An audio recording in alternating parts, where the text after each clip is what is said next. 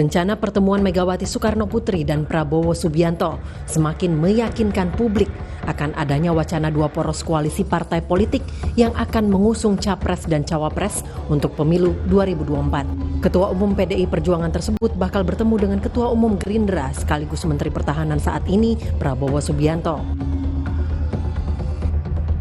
Sebelumnya, keakraban keduanya terlihat saat Megawati duduk satu meja dengan Prabowo di acara peringatan Hari Nasional ke-93 Arab Saudi. Ketua DPP PDIP Puan Maharani menyebut momen duduk bersama adalah hal yang wajar karena Megawati dan Prabowo memang akrab. Namun, momen tersebut tak dilihat Puan sebagai bentuk kesepakatan politik. Orang akrab kok, nggak ada apa-apa. Ya mungkin di pembicaraan itu ya gimana, oke nggak, boleh nggak, ya boleh aja gitu. Boleh apa ya, tanya sama Bu Mega sama Pak Prabowo gitu kan. Jadi nggak ada yang nggak mungkin di dinamika politik ini. Pada 21 April, sehari sebelum Lebaran 2023, PDI Perjuangan telah mendaulat Ganjar Pranowo sebagai bakal capres. Terkait keakraban Megawati dan Prabowo, Ganjar pun menanggapi positif. Ganjar merasa senang dan berharap orang nomor satu di PDIP dan Gerindra tersebut dapat menghasilkan komunikasi yang baik demi bangsa dan negara. Isu lain sedikit bagus kan, kita kan seneng kalau para pemimpin duduk bareng kan bagus. Mas Kaisang katanya di konvensi gimana kan? Hal-hal yang baik untuk bangsa dan negara. Setelah Ganjar didapuk jadi bakal capres PDIP, sosok bakal cawapres pendamping Ganjar pun bermunculan. Salah satunya Sandiaga Uno yang bersaing dengan nama-nama lain. Sandi pun menjadi kader P3 sekaligus Ketua Badan Pemenangan Pemilu. P3 terus bertekad memperjuangkan Sandi menjadi pendamping Ganjar Pranowo. Dari Rapimnas 5 kami mengusung Pak Ganjar, lalu Rapimnas 6 memutuskan untuk memperjuangkan Pak Sandiaga Uno sebagai cawapres Ganjar. Selain itu, dari koalisi yang dibentuk Partai Nasdem yang kini bernama Koalisi Amin, Anies Baswedan dan Muhaimin Iskandar sudah diumumkan menjadi bakal capres dan cawapres. Partai Demokrat juga sudah lepas dari koalisi bentukan Nasdem dan pindah mendukung Prabowo Subianto. Jika wacana dua poros terwujud, koalisi mana yang akan melebur jadi satu? Sementara PDIP menjadi satu-satunya partai politik yang dapat mengusung capres-cawapres di Pilpres 2024 tanpa harus berkoalisi. Tim Liputan, Kompas TV.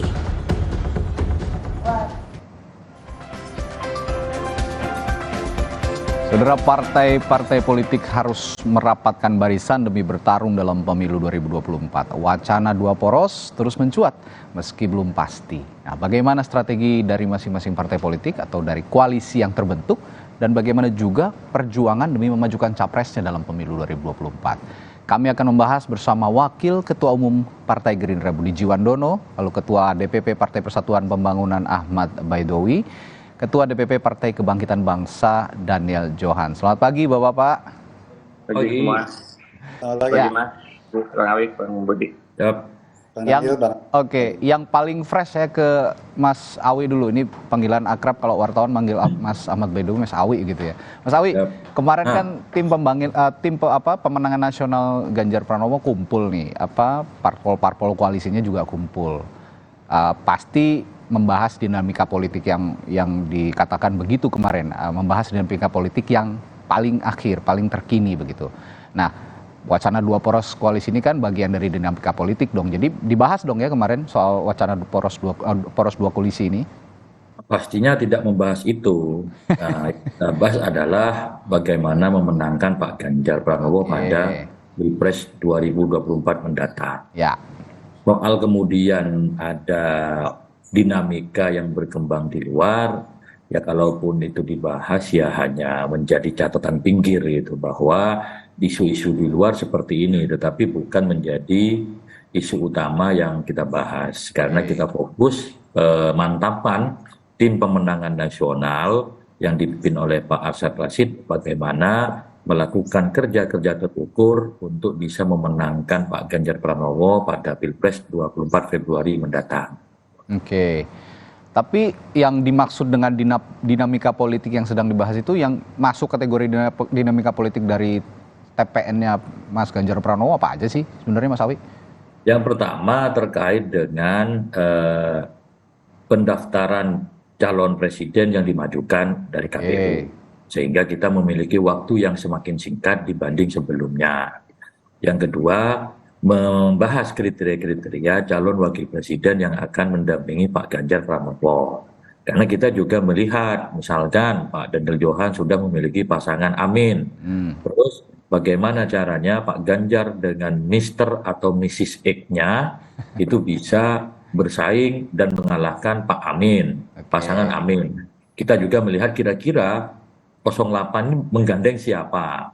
Maka harus yang bisa menjadi pesaing sepadan itu ini ya. Dan seperti itu aja yang kita bahas dan itu saya kira normal-normal saja dan sama sekali tidak ada pembahasan terkait dengan apakah menjadi dua poros, apalagi misalkan ada wacana menyatukan Pak Prabowo dan Pak Ganjar ataupun Pak Ganjar dan Pak Prabowo yang menurut kacamata kami itu sesuatu yang sudah sangat sulit hari ini karena poros koalisi, konsolidasi koalisi sudah terkonsentrasi ke 3 poros gitu.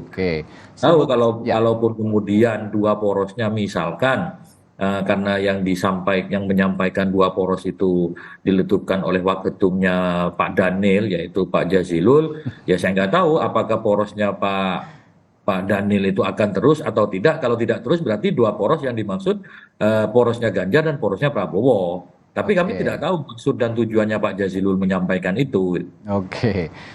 Sesulit itukah Mas Budi untuk menyatukan duet Prabowo Megawati Prabowo Ganjar ataupun Ganjar Prabowo, Mas Budi? Ya, saya rasa tadi sudah dijelaskan oleh Bang Awi ya, apa yang dilaksanakan oleh teman-teman dari pendukung Pak Ganjar. Kami pun sekarang dengan teman-teman Koalisi Indonesia Maju ya sedang banyak melakukan komunikasi intensif untuk mempersiapkan semua yang harus disiapkan dalam acara proses demokrasi pemilu 2024 ini, Mas. Jadi kami melakukan diskusi intensif termasuk program-program yang akan ditawarkan untuk rakyat dan juga pembahasan-pembahasan lain secara strategis dengan teman-teman di Koalisi Indonesia Maju. Dan kami menghargai apa yang telah diaspirasikan dan ditetapkan oleh teman-teman dari PD Perjuangan maupun P3 kemarin dengan mencalonkan Pak Ganjar Pranowo ya sebagai presiden belum lama ini, dan juga kami dari Partai Gerindra kan sudah sejak tahun lalu melalui Rapimnas kami menetapkan Prabowo sebagai calon presiden kami. Dan saya rasa perkembangan dinamika politik beberapa minggu terakhir ini sudah semakin jelas dan kami melihat bahwa partai sudah menentukan sikap politiknya, termasuk juga teman-teman dari Nasdem dan PKB yang sekarang sudah bergabung di dalam koalisi perubahan Pak Anies dan Pak Mohaimin Iskandar. Kami sangat menghargai itu. Dan seperti Mas Awi bilang tadi, ya kalau kita bicara duet, saya rasa pada kesempatan ini Pak Prabowo Pak Ganjar atau Pak Ganjar Pak Prabowo kan saya rasa teman-teman sudah menentukan pilihan dan sudah cukup jelas lah. Jadi saya rasa agak sulit untuk bicara seperti itu. Kalau tadi tegas dari Mas Awi sulit, kalau Mas Budi kayaknya masih ada kalimat atau kata-kata agak sulit, masih ada agaknya nih. Berarti dinamika politik ini masih mungkin aja terjadi karena ya namanya dinamika yang terjadi di tengah jalan apapun kepentingannya atau deal-dealnya juga harus diperhitungkan. Tapi saya akan meminta pertanggungjawaban dulu nih dari Partai Kebangkitan Bangsa nih, Mas Daniel Johan. Mas Daniel, justru dari kader Anda dari Pak Jazilul Fawait ya, Wakil Ketua Umum PKB ini mengatakan poros 2 koalisi ini sangat mungkin begitu. Nggak bahaya kalau kata Gus Muhaimin? Ya, makasih Mas Ari pagi. Ya, pagi. Ya, maksudnya ditanyakan langsung, tetapi yang kita sempat pahami adalah karena saat ini secara anggaran itu kan belum ada anggaran yang disiapkan untuk 2 putaran. Pertama, itu sekaligus mendorong agar DPR juga membahas bersama KPU Komisi 3 kan, agar bisa segera dipersiapkan. Kedua ya memang kan namanya kemungkinan bisa saja ya, nggak hanya dua, bisa saja satu saat mungkin 4 meskipun semakin jauh ya. Jadi kita lihat saja, tetapi apapun mau 2, mau 3, mau 4, ya kalau pasangan Amin sudah siap, sudah final dan siapapun kita sambut dengan baik. Oke, ini juga ada yang menarik pernyataan dari Gus Muhaimin kemarin yang jadi sorotan juga, tanggapan Gus Muhaimin soal Kaisang yang gabung ke PSI. Ya, kita ketahui Kaisang ini anak Pak Presiden Joko Widodo yang merupakan kader PDI Perjuangan tapi memilih berbeda partai. Nah, kalau Anda melihat selain pernyataan Gus Muhaimin yang mengatakan waspada katanya, kita juga belum tahu persis maksud dari Gus Muhaimin waspada ini apa, tapi apakah ada rayuan lain nih demi memperkuat koalisi, salah satunya mungkin menggait PSI? Ya, pertama waspada itu lebih ke untuk internal ya, untuk agar pemilih-pemilih Nahdliin, pemilih-pemilih PKB yang 10% itu dijaga benar oleh seluruh kader ya, tidak kemana-mana. Yang kedua ya tentu kita mengucapkan selamat kepada Mas Kaisang yang sudah menjadi selamat ke dunia baru lah ya, yang penuh dinamika, yang penuh tantangan. Dan persoalan nanti PSI akan mendukung ke siapa ya tentu itu menjadi hak sepenuhnya dari PSI. Kita hormati. Apakah juga bisa ada kemungkinan untuk bergabung ke pasangan Amin, ke koalisi perubahan, ya tentu kita sambut dengan baik. Tetapi apakah mungkin? Nah itu yang harus ditanyakan langsung ke PSI. Oke, saya ke Mas Awi lagi nih. Mas Awi, oke lah Anda tadi mengatakan sulit rasanya untuk menggabungkan Prabowo Ganjar ataupun Ganjar Prabowo begitu ya, untuk menjadikan Pilpres 2024 ini dua poros begitu. Tapi Anda juga kan kader Anda juga punya partai Anda juga punya kader yang dicalonkan, Pak Sandiaga Uno, untuk jadi bakal calon wakil presiden. Tapi sampai sekarang juga belum diketok palu gitu oleh tim pemenangan Ganjar maupun oleh Mas Ganjarnya sendiri gitu. Nah, memangnya kalau memang sulit begitu, sesulit itukah cari bakal pendampingnya Mas Ganjar sejauh ini? Ya, nikmatnya berpolitik itu penuh misteri gitu kan, apalagi dalam menentukan pasangan-pasangan. Sama ketika tiba-tiba Cak Imin menjadi cawapresnya Anies, itu kan misteri juga tiba-tiba. Dan ya itulah hiburan di politik dan nikmatnya di situ.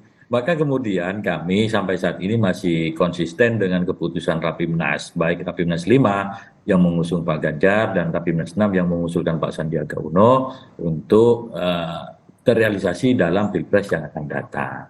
Namanya politisi, manusia itu wajibnya berikhtiar. Segala cara kita lakukan untuk bisa meyakinkan PDI Perjuangan, khususnya Ibu Megawati Soekarno Putri, untuk bisa menerima Pak Sandiaga Uno sebagai bakal cawapresnya Pak Ganjar Pranowo. Dengan segala jaluran komunikasi politik kita lakukan. Tentu pada akhirnya sebagaimana yang disampaikan Bu Megawati, ketika nanti memutuskan calon wakil presiden itu akan disampaikan kepada para ketua umum partai. Artinya kita diajak bicara tidak hanya tiba-tiba. Meskipun demikian, tentu ketika menentukan calon wakil presiden itu pasti akan disampaikan kelebihan-kelebihannya. Kenapa harus si A, kenapa harus Mr. X, kenapa harus Mrs. X. Nah, tentu ketika sudah disampaikan secara rasional dengan berbagai pendekatan baik aspek politik, sosial, kultur dan semacamnya, tentu partai-partai politik itu akan bisa menerima. Dalam forum duduk bersama para pimpinan partai. Sekali lagi kita tidak mendahului keputusan ketua umum partai politik. Jadi kalau tadi cari apa yang diunggulkan oleh masing-masing sosok calon pendampingnya Mas Ganjar, kalau untuk Mas Sandiaga Uno, Bung Sandiaga Uno ini yang dimajukan, yang diunggulkan dari P3 untuk agar koalisi bisa memilih Pak Sandi jadi pendampingnya Mas Ganjar, apa nih Mas Awi? Sangat banyak sekali untuk menyampaikan kelebihan-kelebihan Pak Sandiaga Uno, misalkan dari aspek angka statistik. Ini bukan ukuran yang rasional ya. Dari jajak pendapat sejumlah lembaga survei, Sandiaga Uno selalu menempati number 1 posisi bakal cawapres. Apesnya dia nomor 2. Ya, simulasi dari berbagai pasangan, ternyata pasangan Ganjar Sandi itu menempati urutan pertama dari berbagai simulasi yang ada. Selanjutnya, aspek keterwakilan. Pak Sandi mewakili P3 dalam hal ini Islam, religius, sehingga bangunan koalisi nasionalis religius itu bisa tercapai. Yang berikutnya, Pak Ganjar mewakili Jawa, Pak Sandi luar Jawa, dan banyak hal lainnya termasuk juga Pak Sandi mewakili kelompok ekonom. Sama seperti dulu proklamator kita Bung Hatta berlatar belakang ekonom. Jadi konsep duit tunggal itu bisa terrealisasi ketika Ganjar Sandi digabungkan. Tapi sekali lagi ini proposal yang diajukan oleh Partai Persatuan Pembangunan kepada PDI Perjuangan. Selebihnya tentu kita terbuka ruang untuk mendiskusikan. Artinya dalam mendiskusikan itu tentu P3 tetap bertahan dengan proposal yang diajukan. Nah, ketika terjadi pembahasan nanti, tentu kita lihat apa yang misalkan diminta ataupun yang harus dipenuhi oleh Partai Persatuan Pembangunan untuk bisa Sandi diterima oleh PDI sebagai pendamping Pak Ganjar, ya tentu tidak bisa muncul dalam forum ini, karena itu hanya muncul di forum ketua umum partai politik. Oke, saya ke Mas Budi. Kalau tadi ke Mas Awi pertanyaannya sesulit apakah memilih, ini kurang lebih sama. Tadi Mas Budi juga mengatakan agak sulit untuk menggabungkan Ganjar Prabowo, Prabowo Ganjar. Tapi sampai sekarang bakal calon wakil presidennya Pak Prabowo juga belum nongol gitu. Sesulit itukah atau sesulit apa sih mencari pendampingnya Pak Prabowo? Saya rasa bukan sulit ya kata yang tepat ya, tapi memang ini kan jadi bahwa kami di Koalisi Indonesia Maju kan juga menerima masukan-masukan dari pimpinan partai politik yang telah bergabung juga. Perlu kita ketahui bahwa selain Partai Golkar, kemarin ada Partai PAN juga, baru-baru ini baru Partai Demokrat bergabung, dan ada Partai Bulan Bintang, Partai Gelora, Partai Garuda yang selama ini juga telah menyatakan dukungan kepada kami. Tentu ini menjadi masukan-masukan dari setiap partai juga dalam forum diskusi. Pasti salah satu pembicaraan strategis kan masalah calon wakil presiden, dan ini terus bergulir, dan saya rasa memang masih ada waktu ya sampai nanti kalau tidak salah ya Bang Awi tanggal 19 sampai tanggal 25 untuk memasukkan berkas calon presiden calon wakil presiden. Untuk itu ya kami masih mendalami, ini masih mengevaluasi segala sesuatu kemungkinan yang bisa terjadi, termasuk juga pasangan-pasangan yang paling ideal nanti untuk Pak Prabowo Subianto. Jadi untuk kami juga masukan dan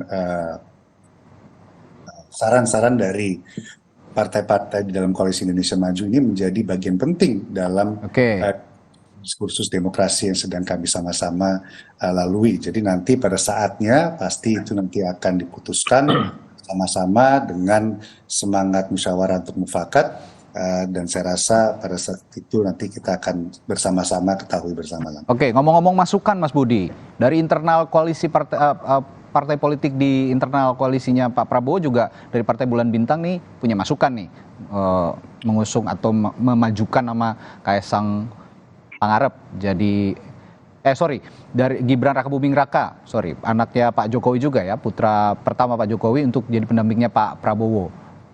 Respons Anda bagaimana sejauh ini? Ya, beberapa kali saya rasa itu nama Mas Gibran itu muncul ya di dalam bursa cawapres, tapi kami melihat bahwa dinamika sampai saat ini kan yang kami ketahui masih ada perdebatan, mungkin keputusan yang ditunggu dari Mahkamah Konstitusi. Oleh sebab itu ya kami melihat, kami mengantisipasi juga, tapi kami tetap tidak terlalu jauh, kita tetap fokus dengan peraturan undang-undang yang ada sekarang. Untuk itu, kalaupun nanti ada, itu nanti jadi pembahasan lagi, tapi untuk sementara ya kami melihat dalam koridor peraturan yang ada dalam sekarang ini. Oke.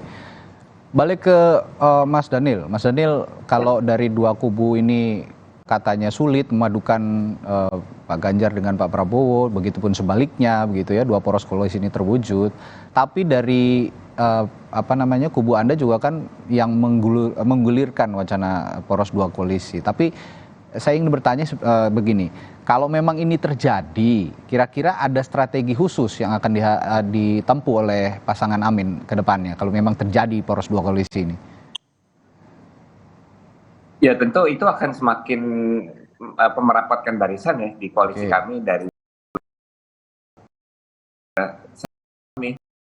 dengan adanya dua koalisi, partainya juga langsung bergabung blek di dua koalisi itu, atau memang sebagian ada yang ikut juga bergabung di koalisi perubahan, itu kan juga kita masih lihat. Ya.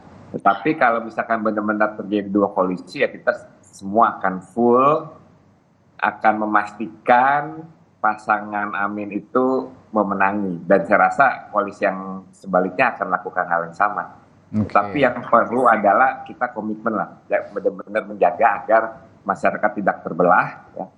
Kita memastikan demokrasi pemilu, pileg, pilpres berjalan dengan baik, jurdil, dan semua masyarakat bisa menyambut dengan gembira.